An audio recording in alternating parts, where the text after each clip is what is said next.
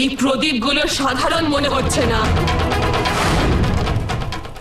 এতে কোনো দৈব শক্তি আছে।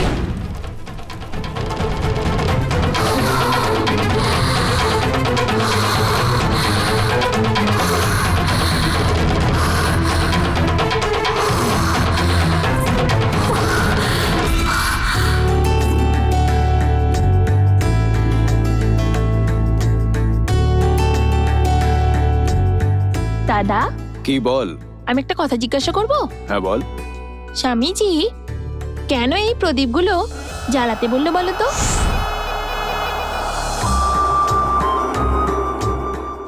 এতে কি বিশেষ শক্তি রয়েছে? লক্ষ্মী মা, যখন জানতে চাইছিস শোন। ভগবানের অভিষেকের সময় যা যা উৎসর্গ করা হয় সে সবই নিচে চলে আসে, কিন্তু একমাত্র প্রদীপ জ্বালালে তার শিখা নিচ থেকে ওপরে ওঠে। আমরাও ভগবানের কাছে নিচে থেকে উপরে যাওয়ার জন্য প্রার্থনা করি। বিদ্যা পর্বতের জঙ্গলে হ্যাঁ। ভগবান ঈশ্বরের মন্দিরে একটা প্রদীপ জ্বালানো ছিল, কিন্তু একদিন সেটা একেবারে নিষ্প্রভ হয়ে কোনো রকমের জ্বলছিল। তখন সেখানে একটা ইঁদুর ঢুকে পড়েছিল প্রদীপের ঘিয়ের লোভে।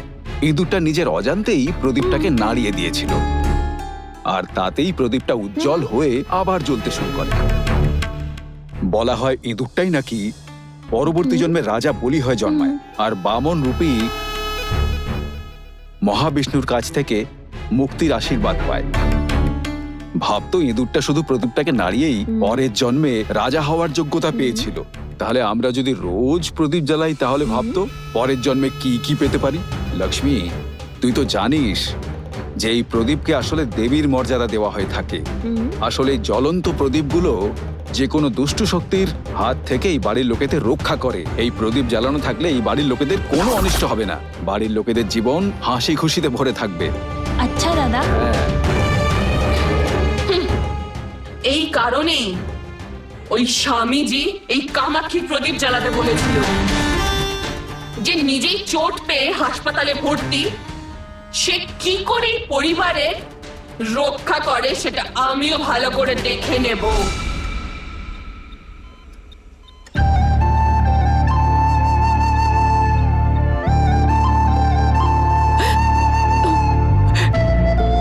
শোনো,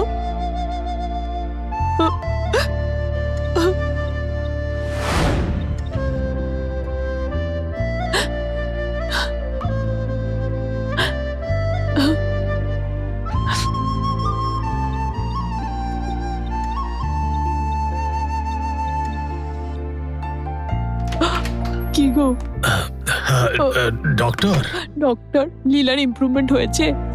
হ্যাঁ নিশ্চয়ই, ইমপ্রুভমেন্ট তো হয়েছে। মানে খুব শিগগিরই জ্ঞান ফিরে আসবে আশা করা যায় ডক্টর? দেখুন ধর্মরাজ, এই ইনজুরিটা একটা ট্রমাটিক ব্রেন ইনজুরি, মানে BIA, brain injury association of America. আর তার জন্য একটাই চিকিৎসা রয়েছে, আর সেটা হলো রেস্ট করা। উনি পড়ে যাবার আগে কোনো একটা কিছু দেখে শক পেয়েছিলেন, সেই শক থেকে রিকভার করানোর জন্যই অ্যান্টি অ্যাকশন ওষুধ দেওয়া হয়েছে ওনাকে। ওনাকে আরো কিছুদিন মনিটর করতে হবে, তাই জন্য ওনাকে আমরা মেডিকেল ইন্ডাকটিভ কোমাতে রেখেছি কিছুদিন। এমনিতে সবকিছুই নর্মাল আছে।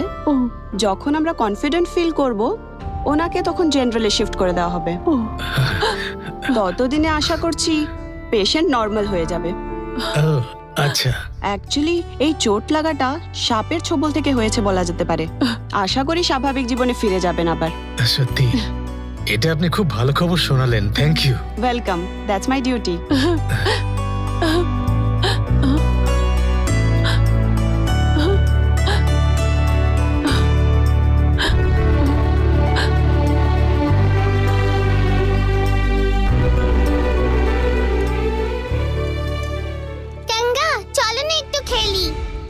আমার কাজ আছে, যাও নিজে কি খেলো। আর কেউ নেই আমার সাথে খেলার, আমি একা একা কি খেলবো? তুমি চলো না। আমি যেটা বলছি সেটা শোনো, দেখছো না আমি কাজ করছি, যাও এখান থেকে। গঙ্গা, বেচারি মেয়েটা ডাকছে, তুই জানা বাবা, আমি দেখে নেবো খন। আরে এবার তো এসো, আন্টি সব করে নেবে বলছে। চলো না গঙ্গা, চলো না। এই, আমি যাব না বলছি না। বিরক্ত করো না আমাকে, যাও এখান থেকে। কোনো কাজে নয়, সারাক্ষণ শুধু খেলা খেলা।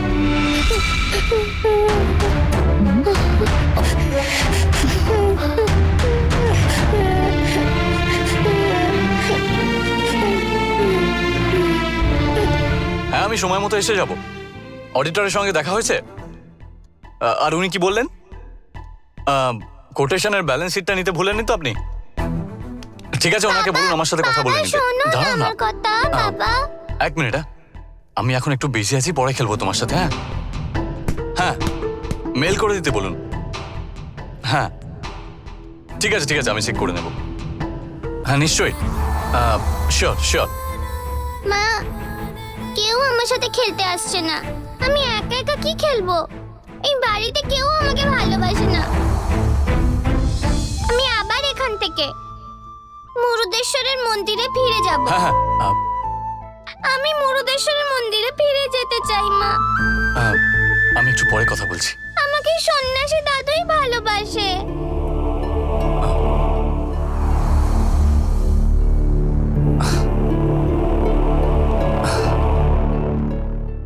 দেবসেনা, দেবসেনা, সোনা, তুই খেলতে চাস না মা? ঠিক আছে, চল খেলি আমরা।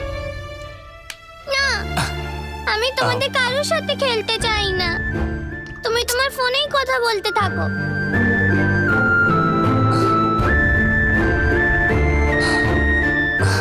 সরি আমার মা, চল খেলি আমরা। যাও।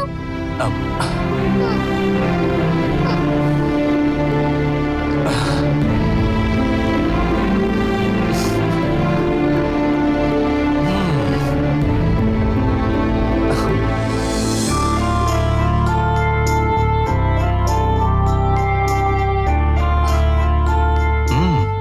রেগে গেলে তো দেখছি আমার মা আরো মিষ্টি দেখতে লাগে। এবার একটু স্মাইল কর প্লিজ।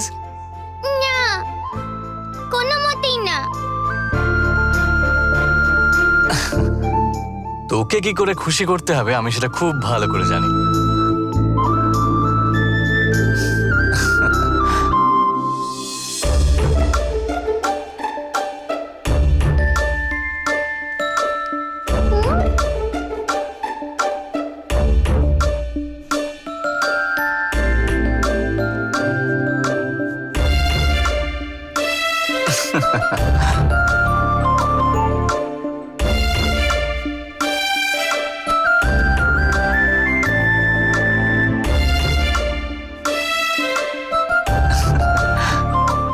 টানটানা। আরে রকেট! হ্যাঁ, ক্যাচ।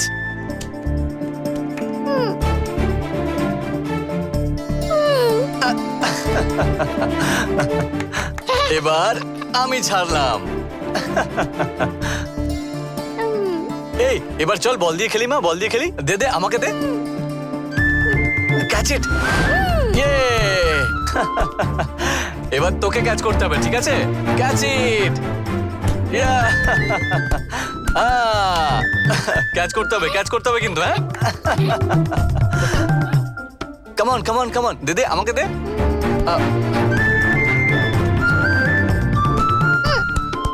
বাবা, হ্যাঁ, তোমাকে না একটা জিনিস দেখাতে ভুলে গেছি। সেটা কি রে মা? একটা মিনিট দাঁড়াও।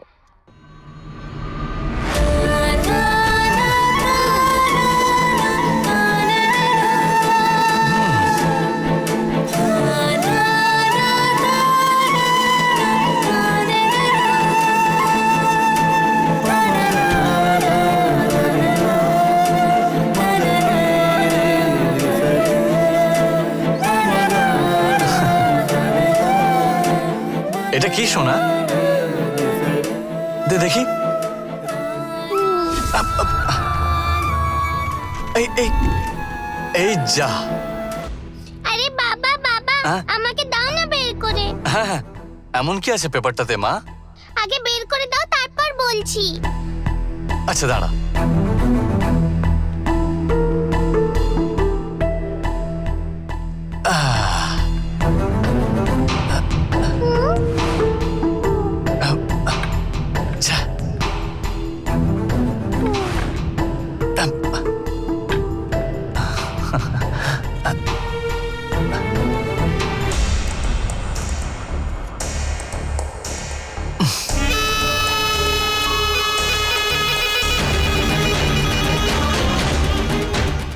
এটা জগদীশ্বরের মৃত্যুঞ্জয় যজ্ঞের আশীর্বাদ কবচ।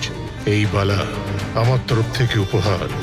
এটা যতক্ষণ তোমার কাছে থাকবে ততক্ষণ কোনো দুষ্ট শক্তি তোমার কোনো ক্ষতি করতে পারবে না।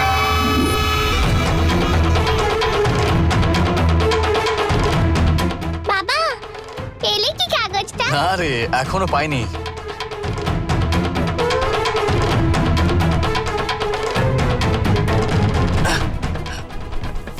কোথায় চলে গেল, পাচ্ছি না কেন?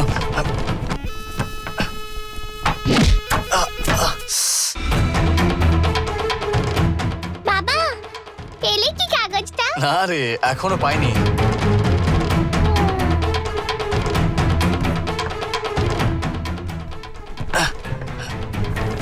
কোথায় চলে গেল, পাচ্ছি না কেন? বাবা বাবা লাগলো তোমার? না মা, কিচ্ছু হয়নি আমার, আমি একদম ঠিক আছি। ছেড়ে দাও বাবা, খুঁজতে হবে না। না রে মা, তুই ওটা আমায় দেখাতে এনেছিলি আর আমি ওটা দেখবো না কি করে হতে পারে? ওটা তো তোর বাবা দেখেই ছাড়বে। একটু ধৈর্য রাখ তুই।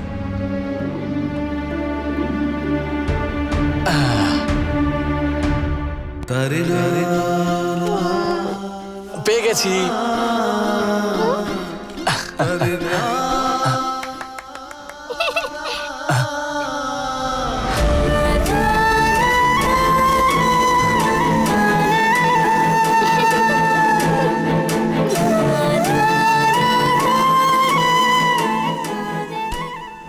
জানকি,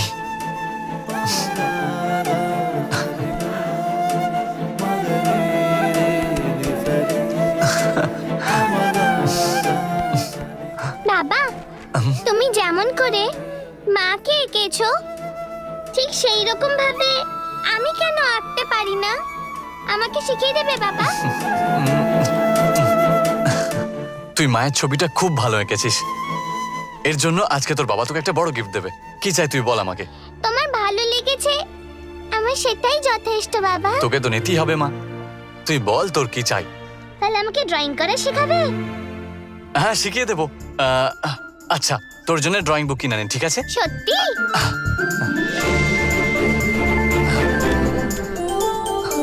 চল।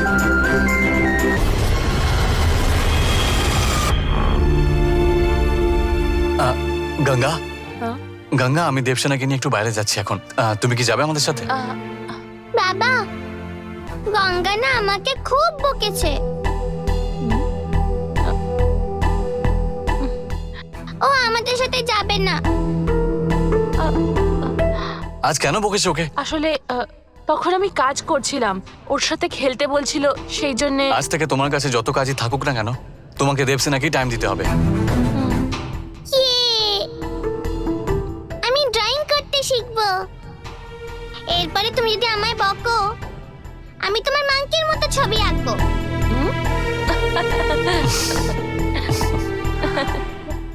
চলো বাবা। তুই আমার মাংকির মতো ছবি আঁকবি?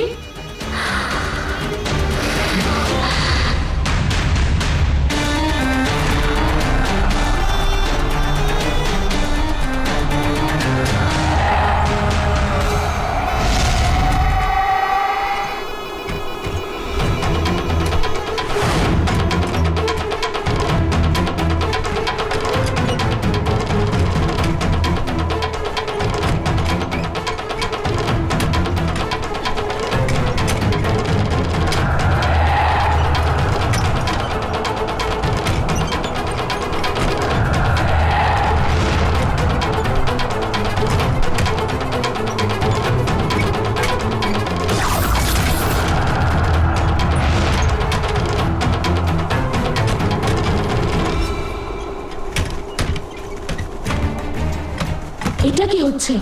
হঠাৎ করে এরকম জোরে হাওয়া দিচ্ছে কেন?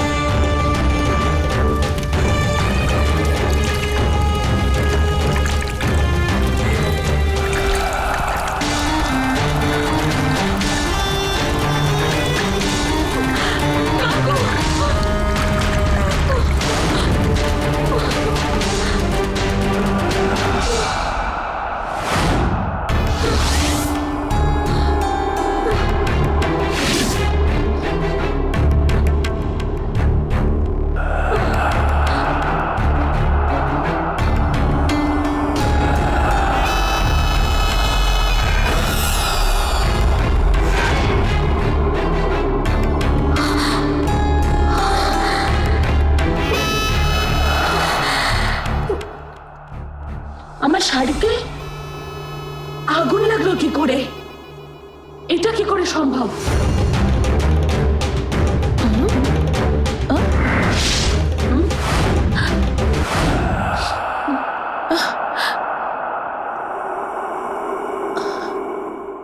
কিসের গন্ধ বৌদিমণি? গন্ধ? কিসের গন্ধ? আমি তো কিছু পাচ্ছি না।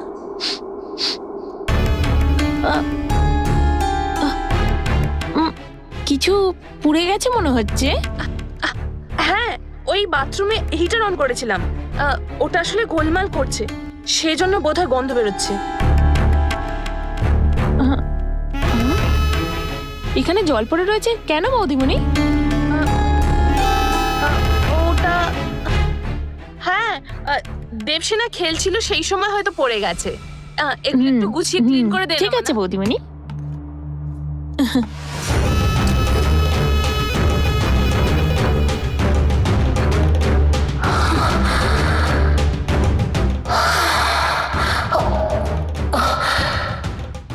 এখানে মনে হচ্ছে আমার অজানা কোন এক শক্তি উপস্থিত আছে।